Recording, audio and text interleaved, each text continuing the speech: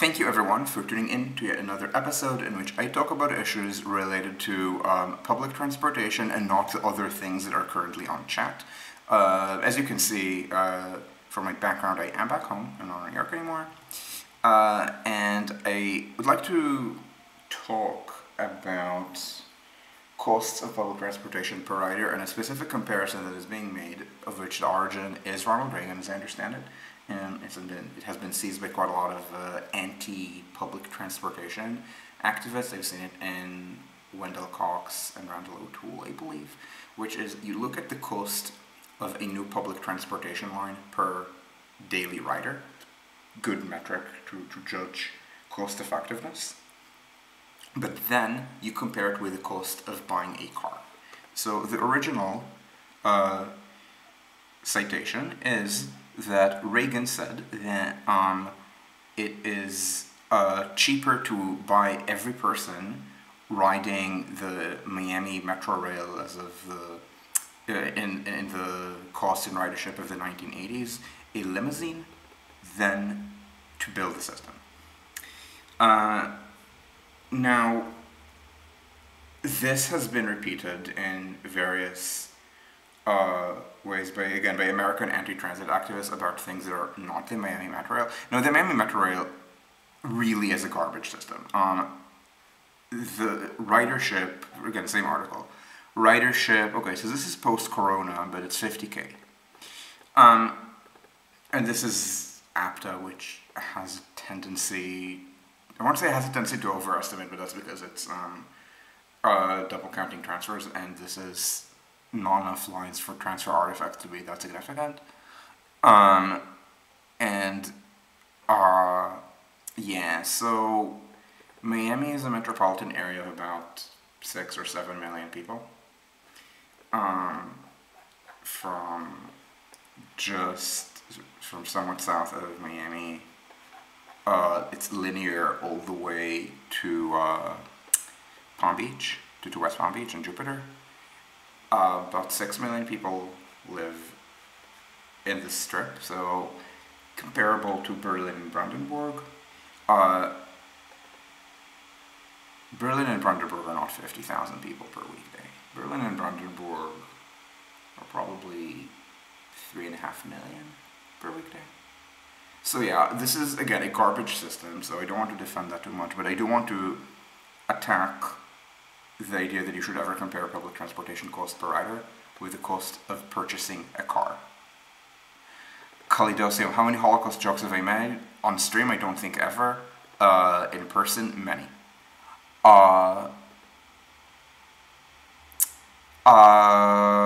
It's not just this. I imagine that he would be proud in the same way that I imagine he would be proud by how popular he is in Poland, except he was like already deep into Alzheimer-induced dementia by the time Poland finally kicked out the bums. So, I mean, opposing public transportation was such a minor thing. I mean, it was one of the things he did, but it was such a minor thing, even compared with his domestic agenda, that I honestly don't think he'd mind. No, the issue's not Reagan. The issue is that I have seen people compare the cost of the fucking Washington Metro with buying each rider a car, or I've seen more recent light rail costs in America compared with that, and that's insane, and I want to go over why it's insane. It's not exactly a matter of capital and operating costs. So, what's a good peg for cost per rider? And I want something that's modern, and I want ideally something that recently opened, rather than something that's under construction, because eventually I'm just going to go to Grand Paris Express. And I don't want to do 2nd Avenue Subway, because that's... The cost per rider on 2nd Avenue Subway Phase 1 was not high. The cost per kilometer was horrific, but this is also a very high density area. Also, not just high density, in a very city center dominant metro area. So like both high residential density and connecting to very high and dominant job density. Of course, it would have very high ridership. I just don't talk about that airport because it is irrelevant to me. I don't remember if I've ever flown into Dulles. I've certainly never flown into DCA or BWI. Anyway, so I bring this up because I want to go over why. What cost per rider, I want to make very clear, is a very good measurement for local and suburban public transportation. Don't ever try it for intercity. Intercity will give you wrong results if you try to compare it on the same with the same numbers. The reason is that first of all, intercity trains normally make a profit. If they don't, which is true, for example, for the slow lines, not the fast line, but the slow lines in France, or of course Amtrak, then it means something is deeply wrong with your system. So intercity lines generally make money. So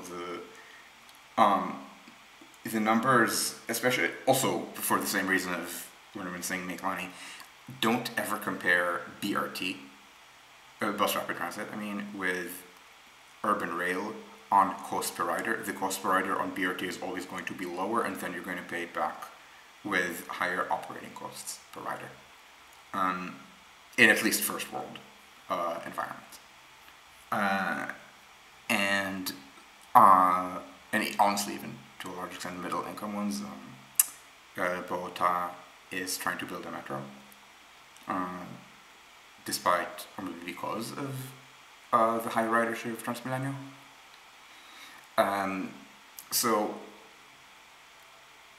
when you're so cost per rider is something that is a very useful peg for doing some kind of benefit cost analysis or benefit cost ratio, but this is relative to specific assumptions regarding operations, which are largely the same between different metro lines. To an extent, also light rail lines. I emphasize, to an extent, light rail lines will cost more to operate than metro lines.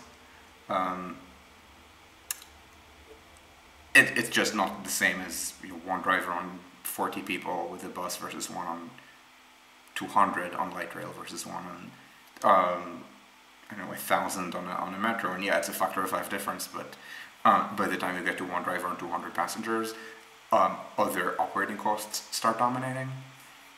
And so the upshot is that for a project like Grand Paris Express, I believe the ridership projection is maybe 2.5 million per year. So the cost, I want to say the cost projection is in today's money 50 billion euros, not dollars. I could look this up, but the numbers are not necessarily going to be the most up to date.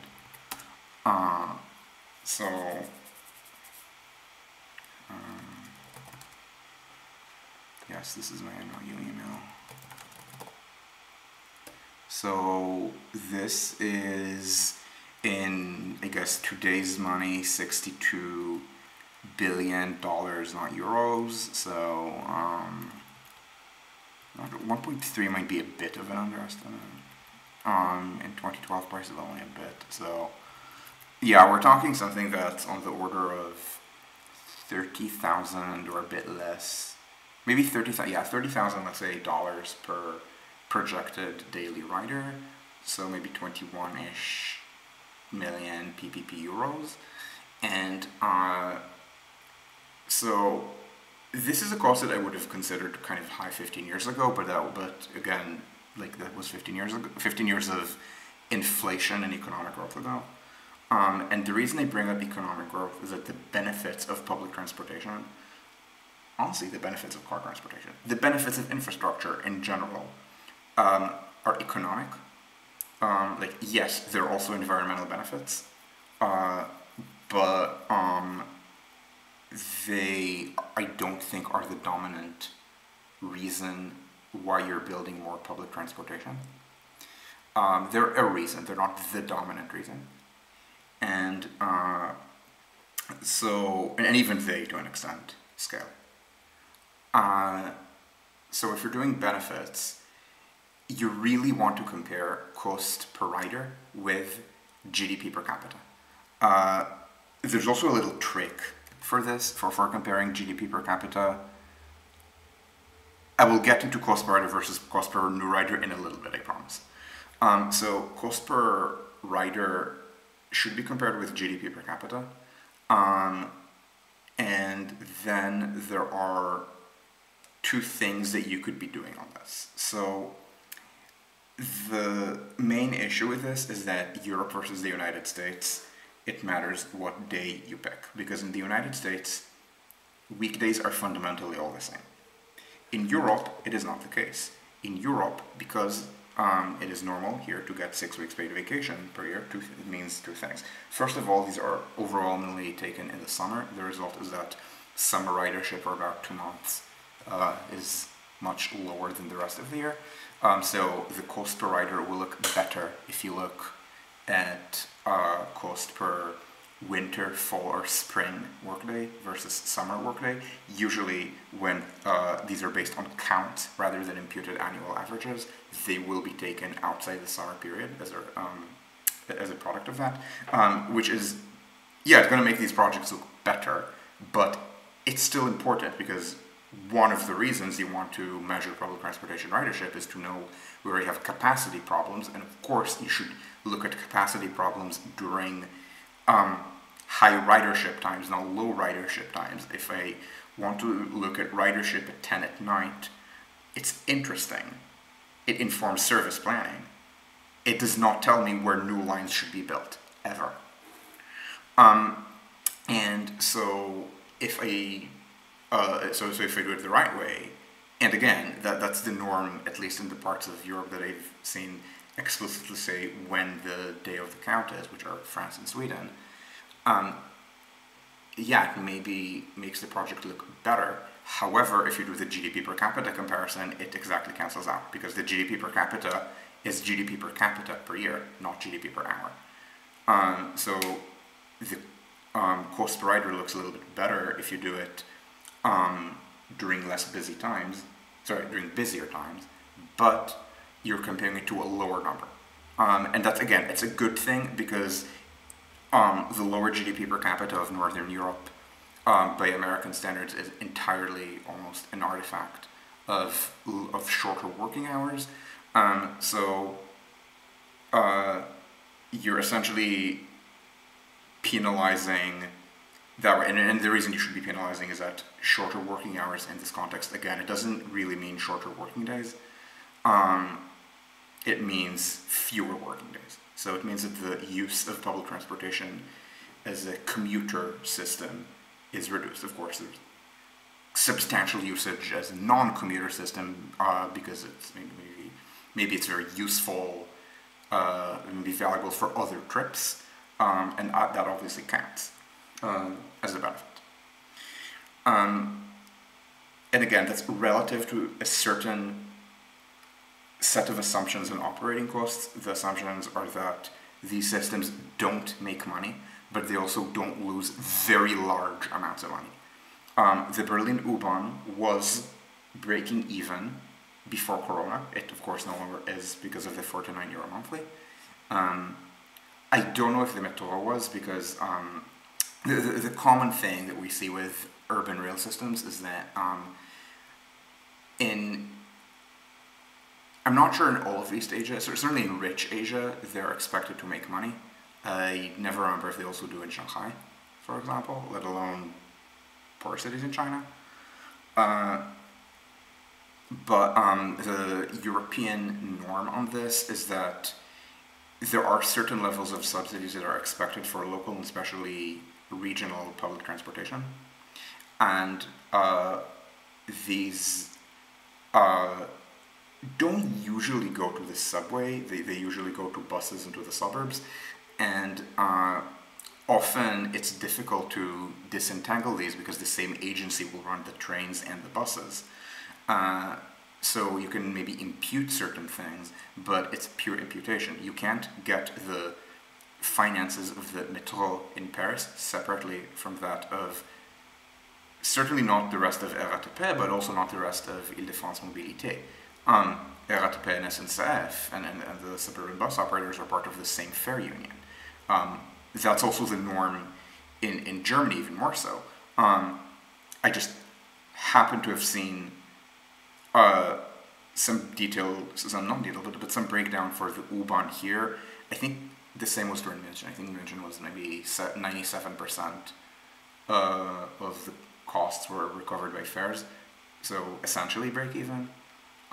We're not talking about the finance of a company. We're talking about benefit cost ratio. So a 3% subsidy ratio is essentially the same as -3%.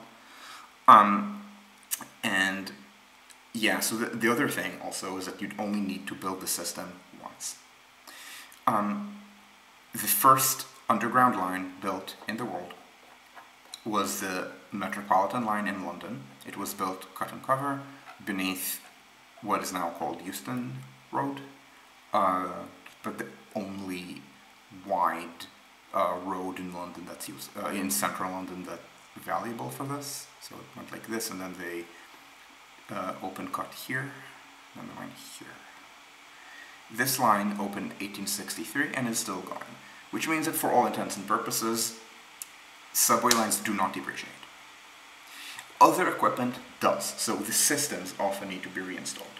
The rolling stock certainly depreciates on an in theory 40-year cycle, but you can make it last 45 or 50 years if you really want to, and if you're okay with not great mean distance between failures towards the end. But the bulk of the cost is going to be the tunneling and the station caverns or the station cuts if you're not doing deep boring. If the systems are a large portion of the cost, you're doing something wrong. And this does not depreciate. Cars don't last forever, thank you very much. You buy a car, the car is going to last you maybe 15 years, maybe 20, and towards the end it's going to not be very good. This also is why especially you should not be comparing costs per rider with driverless taxi ideas. Driverless taxis, first of all, are not going to last 20 years. Cars break down based on a combo of years and kilometers driven, and what binds with normal vehicle usage, I think, is the kilometers driven more, or at least as much as the years, which means that if you drive very intensively, which is the norm for a taxi, they depreciate faster. This was important for Uber drivers last decade, because Uber drivers were making assumptions on the costs to them of driving a car as a TNC, based on their own time and based on fuel costs. However, usually this is also what happens when you do recreation, when you do not TNC style car sharing, but car sharing with friends. The norm, if a bunch of people carpool somewhere and they know each other maybe, but they're not married or anything like that, is that they'll split gas and tolls. That's considered the marginal cost of the trip. But if you're driving so intensively that you're driving not 15,000 kilometers a year, or maybe 20,000, because American cars are driven more, but 40, 50,000, that is the norm for taxis. They will depreciate much faster. They will not last you the 15 years, the 20 years. They will last much less. And yeah, so once you take that into account, why the hell would you compare the cost of a car, which again, if you're using it intensively, for example, last decade it was the meme that Uber and Lyft and TNCs in general could replace public transit, and maybe you would compare the cost of a car to the cost of building a light rail line. But these were cars that broke down after what, 6 years, 8 years with intensity of of taxi driving, of constant taxi-like driving. Uh, and then I'm telling you about public transportation systems where the bulk of the cost, again, not all of it, because systems are a significant minority of the cost if you're decent cost control, and they're a very large minority if you're bad at cost control. I think they're something like 20% or so normally, and then in New York they're 46%. But and that's something that may require more replacement. But again, the tunnels do not depreciate. The station shells do not depreciate. So you can look at depreciation plus interest. Now, the interest rate, we can argue over what the correct interest rate is, because these are things that are built by the government. So you want public sector interest rates, which are pretty low. These are also things that have some risk, but not insane levels of risk. The biggest risk is, of course, the risk of cost overruns. This is why when you do benefit cost analyses, you build these infrastructure projects not at a ratio of 1, but at a ratio of about 1.2, 1.3 to safeguard against the possibility of cost overruns. But if you're doing ex post analysis, and especially when you're doing ex post analysis not for one successful line, but for a bunch of lines, some of which are unsuccessful, you should be assuming low interest rates. For, again, a system that will have some operating subsidies, even if in theory it's just, like, for example, Second Avenue subway is operationally profitable. I haven't seen the breakdown, but I can tell it's operationally profitable because I know what the finances of New York City Transit are. They are, I think, something like 40% farebox operating, and Second Avenue subway is such a central line that it contributes a lot of ridership, and yeah, a little bit of extra operating costs, but it's so disproportionate that it is likely on the margin profitable to New York City Transit. Not all lines are like that. Some of them are somewhat, again, money losing, but again, all of these numbers are going to be very small compared with interest on the construction costs.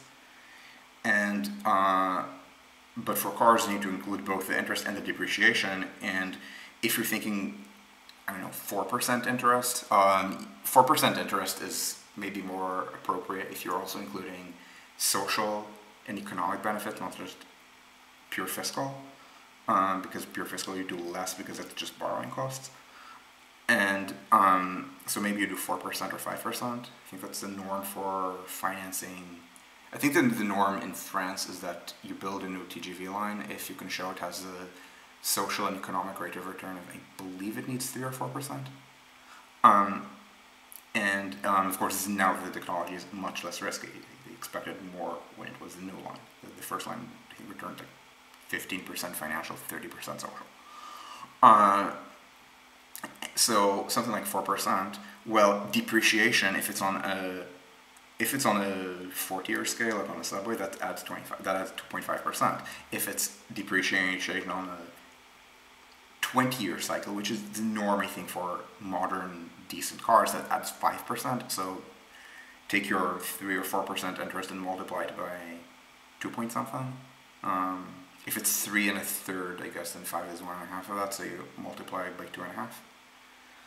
And then if it is a car that's driven with the intensity of a taxi, which is the case for driverless things or for TNCs, and it doesn't depreciate in 20 years, it depreciates in, let's say, 8, it's 12.5%. So take the 12.5% and compare it with maybe a 4% rate of interest for infrastructure. Yeah, we're talking 4x. I'm saying 4, by the way, if you were wondering why it's 4x and not 3x, it's because you need to also include the interest, not just the depreciation. The depreciation is going to murder you for cars, so do not compare that.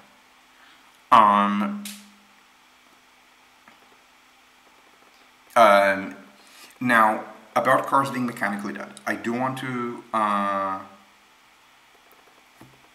I do want to point something out, which is the part that fails the fastest is the gas engine or the diesel engine, which means that electric things will last longer. Trolley buses significantly outlast diesel buses. So for electric cars, you should expect them to last longer. We don't know exactly by how much because batteries fail at pretty high rates compared with overhead wires, and of course electric cars are not powered by overhead wires. So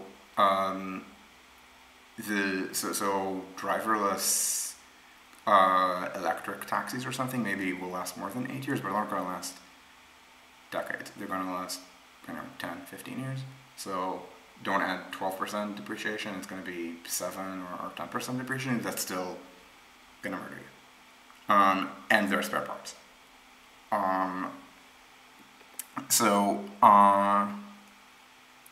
Electric trains are electric trains are not practically immortal. Okay, I mean New York is finally retiring cars that are pushing 60, and their mean distance between failures is not good. You really do want to replace the rolling stock after 40 years or maximum 45. Again, you can make them last more than 50. You don't want to. The question is not what can you do. Okay, the question is what is advisable.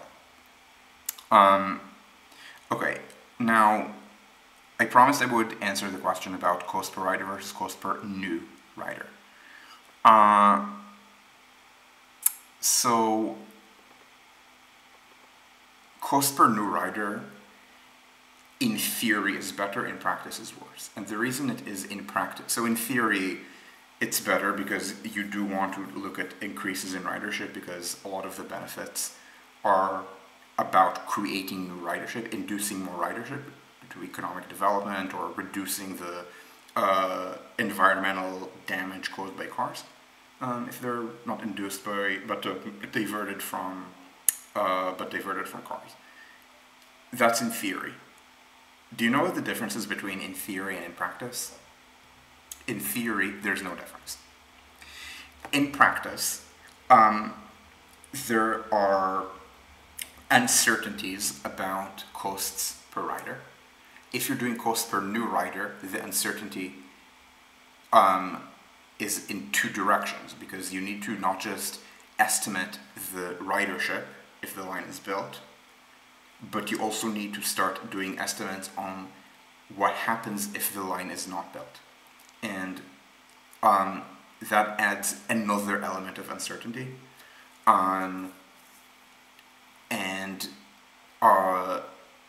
The results of that are not always good. In the United States, a lot of the new rider a lot of the numbers of new riders have not been reliable. I think they've been underestimated.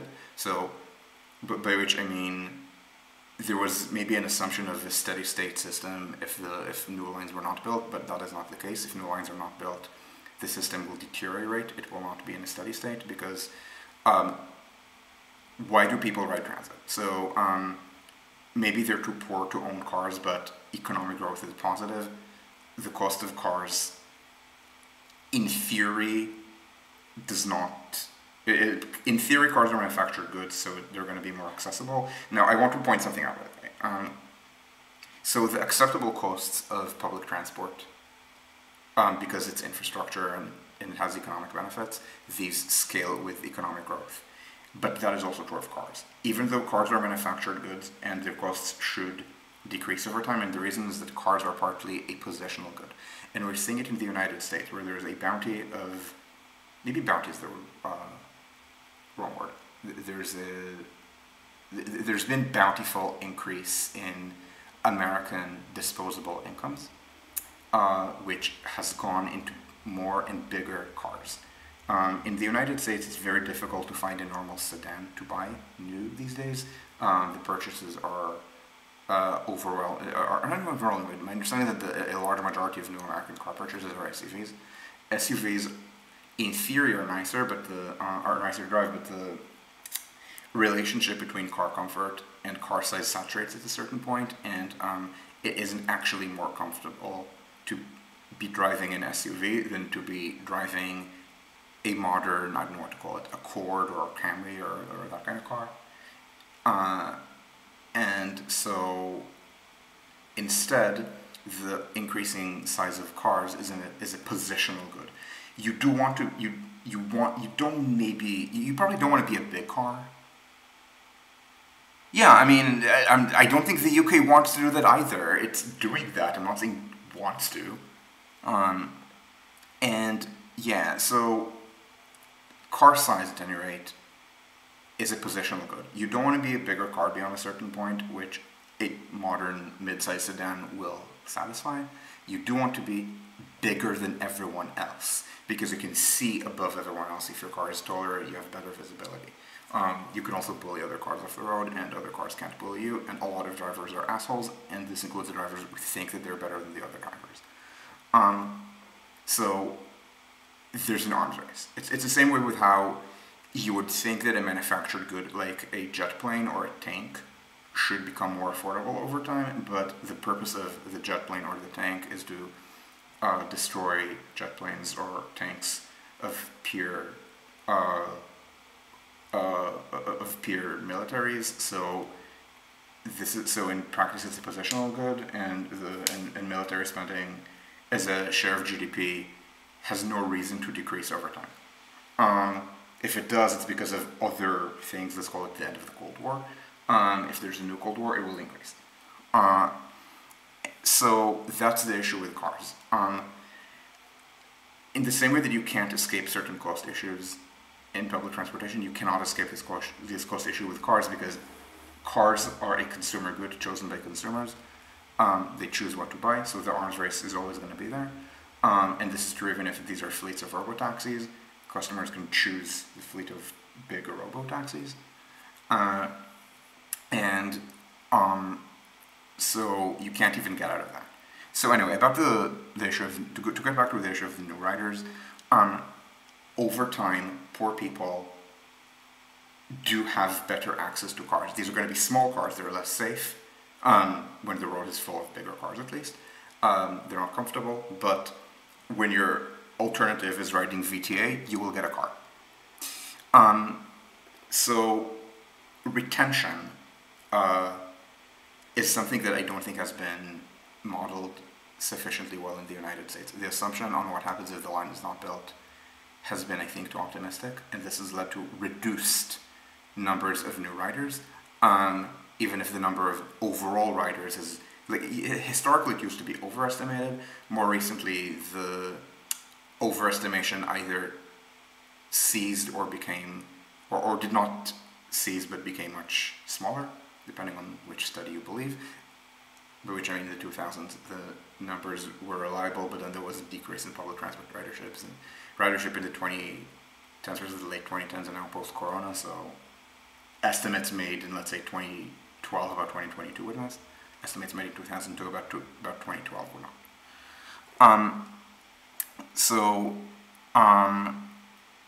Strictly so just in terms of estimation, new riders are not a good metric, because evidently that misses a lot.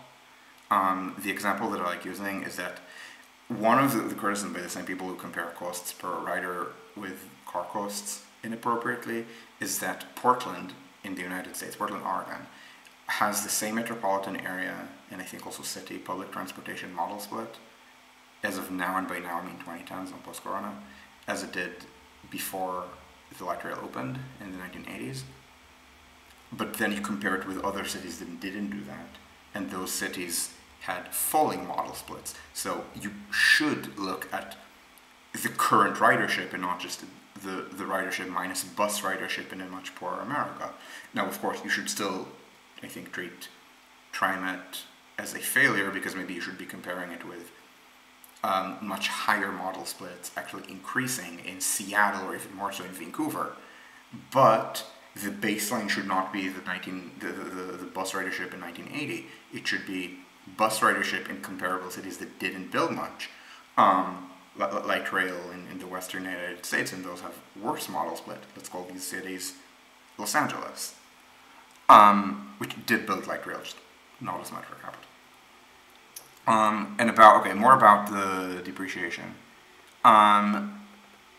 Yeah, you need to do more waterproofing, but that does not, I mean, the renovations always cost a fraction of building it. Um, and so that's not, so we're not called the station box depreciating. Renewal is much cheaper than building a new. In Germany, for example, there was recently a renewal project for, I'm forgetting which high-speed lines. I know that it was two high-speed lines, one of which is the longest one. I think also the first one built, the one that I keep complaining doesn't go to any city that people outside Germany has heard of. It goes from Hannover through Göttingen, Kassel, and Fulda to Würzburg. I mean, obviously it has connections onward, so you can get with there were the lower speed connection to Frankfurt, to Hamburg, to Bremen, from Würzburg then to Nuremberg and to München, but the line itself doesn't have cities on it that people outside Germany have heard of, except maybe Hannover. So that line is 300 something kilometers, and it was that one line and another. I think it's Stuttgart to Mannheim. The other line. There's an ongoing, I think maybe about to finish or just finished, renewal project of these. So about 400 something double track kilometers. Once in generation renewal. I believe the cost was 600 million euros maybe of the renewal, which required, I think, 4 summers of closures, or partial closures. And just to put things in perspective, so we're talking about renewal, that's what, 600 something divided by 400 something, it's like $1.5 million euros per kilometer. The cost of building a new is 30 in Germany. So I would not say that these depreciated. These just require some maintenance. So what VTA claims and what reality is are not generally the same, by the way.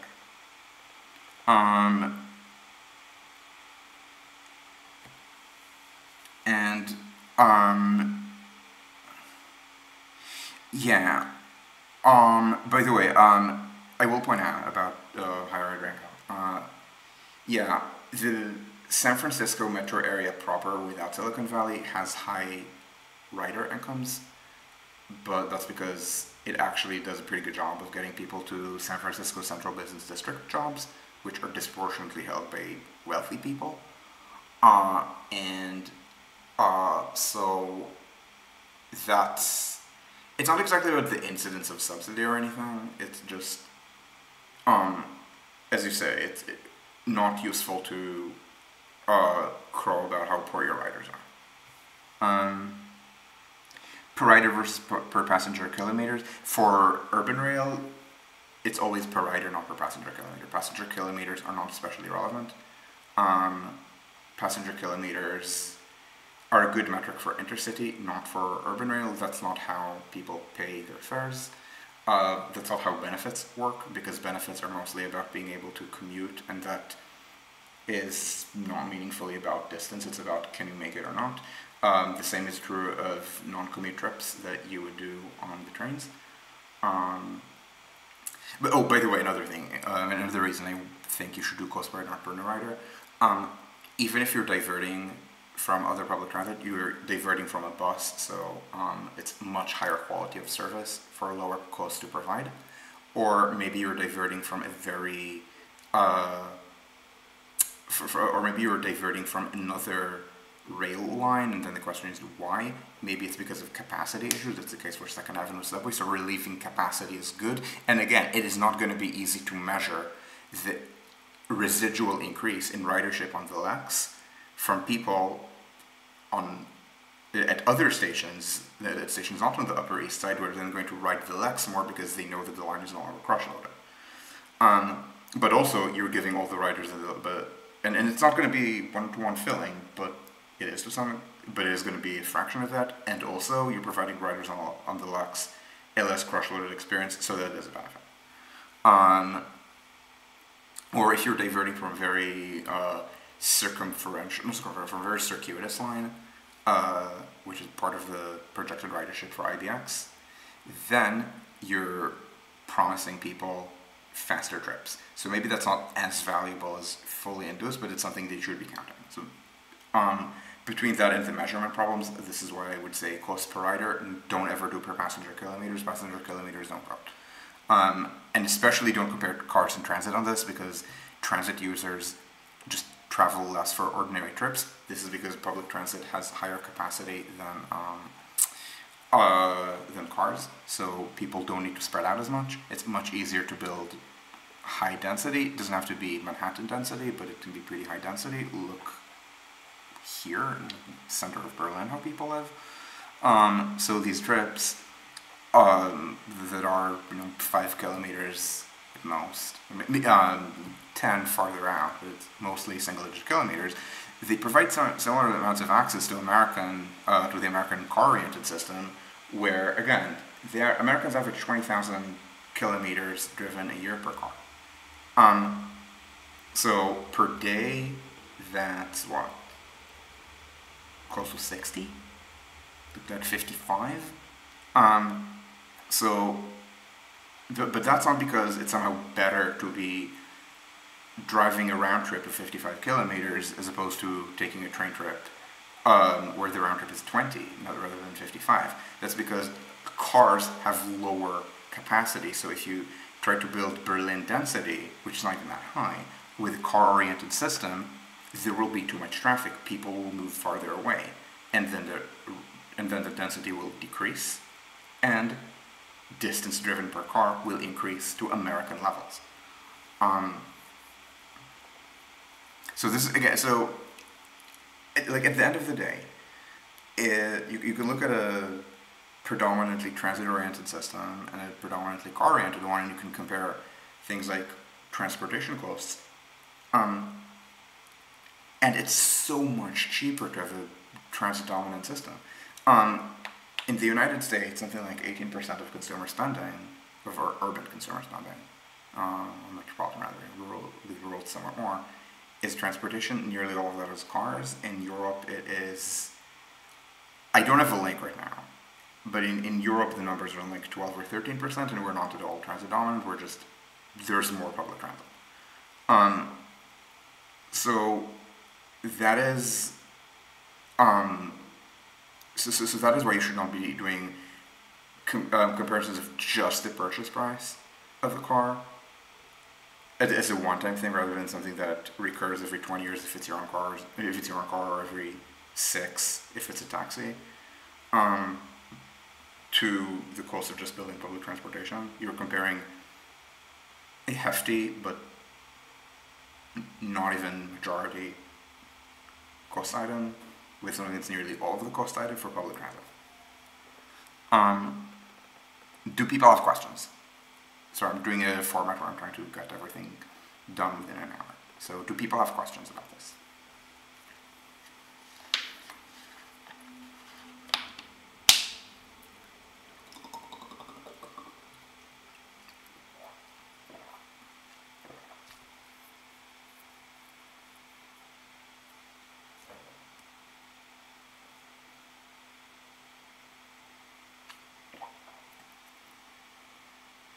Okay, then type it. Hikoki types, do other people have questions?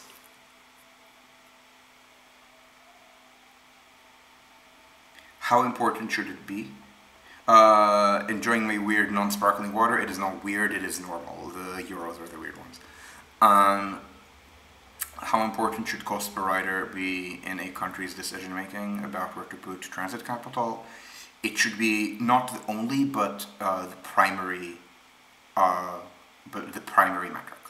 And yes, this means it's going to be in the higher ridership areas. But higher ridership is not just a feature of an area. It's also a feature of transit planning, and you want to reward good planning. In the United States, I've heard it said that the Federal Transit Administration, the FTA, cannot just prioritize cost-effectiveness metrics like this one, because then it would only fund projects in New York. But New York is such high cost per kilometer that other cities could beat it to cost per rider if they requested funds for the right things. It's just that very often they don't. The West Coast has a big problem with it. Los Angeles requests funding for suburban extensions to areas that are very auto-oriented and will remain very auto-oriented, and because of, again, the part where the important thing is cost per item per passenger kilometer, they're just not very strong, and then keeps deferring the stronger, more inner-urban extensions, and thinking of South Vermont specifically as being the second busiest bus in the city, closely parallel to the third busiest, second busiest in Vermont, third is Western, busiest is Wilshire that is getting a subway. It was just deprioritized behind certain outer light rail extensions. So if LA did this first, rather than more light rail extensions to the suburbs, it could also do decently on cost per rider, or if it actually upzoned rather than saying maybe, accidentally signing maybe an affordable housing law that the mayor base is trying to get out of, then it would be doing better. Now, San Francisco is somewhat better at this these days, but I'm not seeing any attempt to build a subway under Geary being advanced.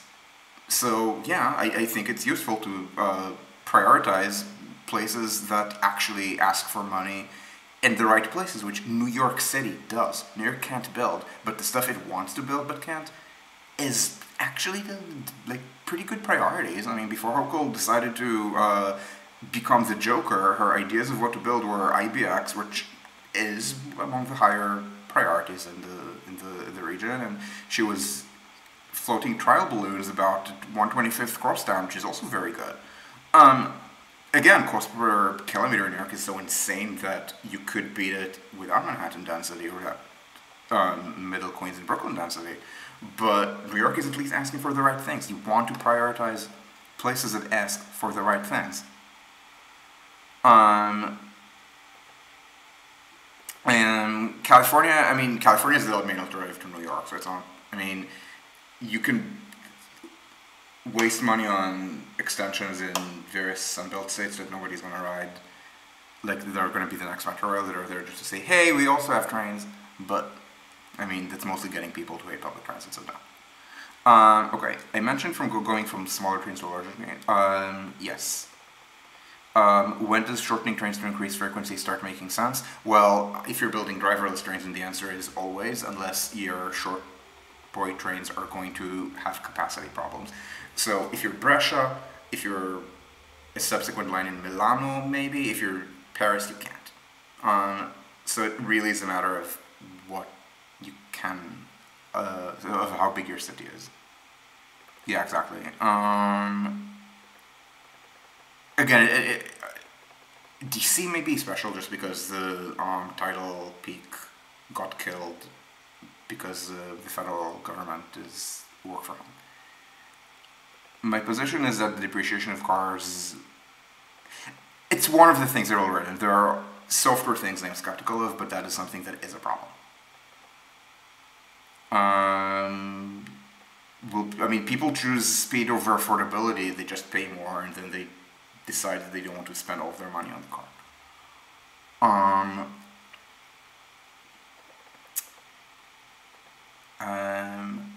Maybe I can take one last question and then go.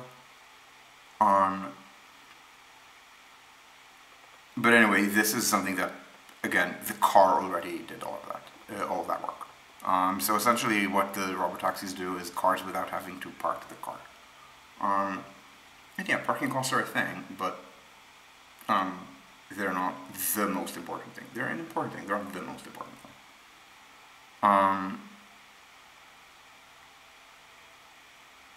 I mean, buses don't have that long of tails. Like, transit generally doesn't have that long of a tail. Anyway, sure, thanks for watching. Thanks for the many questions. In math style, I like it when people ask, in math lecture style, I like it when people ask questions. So thank you all for watching. I will, what do you think about the time costs too? I mean, there are in-car entertainment systems. There have been for a while. They're invisible in VKM. So, right, thank you, and ciao ciao.